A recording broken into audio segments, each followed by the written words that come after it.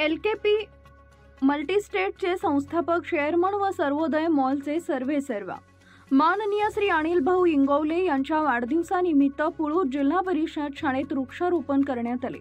सर्व विद्यार्थ्यांना खाऊचं वाटप करण्यात आले। यावेळी रतिलाल गावडे, लक्ष्मण पांढरे, पांडुरंग ताटे, किसन जाधव, सुजित लोमटे, राजाराम बाबर, मोहन गावडे, लक्ष्मण लोमटे, भगवान बाबर, सीताराम भोसले, गणेश खरात, दत्तात्रय पांढरे, शहाजी भोसले, तुकाराम गायकवाड, सिद्धेश्वर भोई, विठ्ठलराव टाकळे, पवार सर, राठोड सर, मांडे सर, ओम इंगवले व बँकेचे कर्मचारी, ग्रामस्थ, शिक्षक, विद्यार्थी मोठ्या संख्येने उपस्थित होते। आज आपल्या जिल्हा परिषद प्राथमिक शाळा पुळूज येथे एलकेपी परिवार व सूर्योदय परिवाराचे सर्वेसर्वा संस्थापक अध्यक्ष सन्माननीय अनिल भाऊ इंगवले यांच्या वाढदिवसाच्या निमित्तानं भव्य असं वृक्षारोपण या ठिकाणी आज होत आहे। पुळूज जिल्हा परिषद प्राथमिक शाळा व कर्मयोगी सुधाकर पंत परिचारक महाविद्यालय या ठिकाणी आज पुळूज गावामध्ये 2 ठिकाणी वृक्षारोपण होत आहे। मागील 5-6 वर्षामध्ये अनिल भाऊ इंगवले यांनी वाढदिवसाच्या निमित्तानं असेल, सामाजिक उपक्रमाच्या निमित्तानं असेल, अनेक गावामध्ये हजारो वृक्ष लावलेले आहेत। आज समाजामध्ये बघितल्यानंतर ग्लोबल वॉर्मिंग वाढलेलं आहे।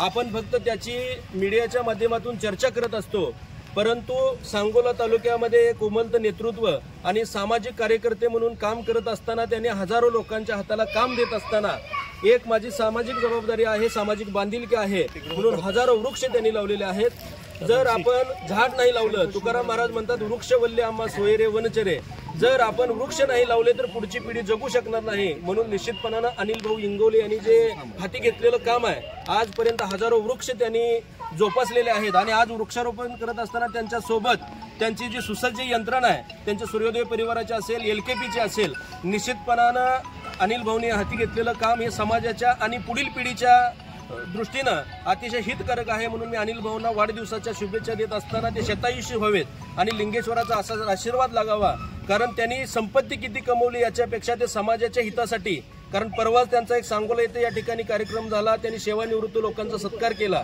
ज्येष्ठ नागरिकांचा सत्कार केला। भाऊ आपल्या हातून अशाच पद्धतीचं कार्य घडत राहावं आणि लिंगेश्वराचा आशीर्वाद आणि पांडुरंगाचा आशीर्वाद आपल्या पाठीशी कायम राहावा अशी सदिच्छा व्यक्त करतो। आणि आज या ठिकाणी पुळूज जिल्हा परिषद शाळेमध्ये सूर्योदय फाउंडेशन, एलकेपी मल्टीस्टेट परिवार, सूर्योदय अर्बन परिवार यांच्या वतीनं आज आपण या ठिकाणी वृक्षारोपण संपन्न करतोय।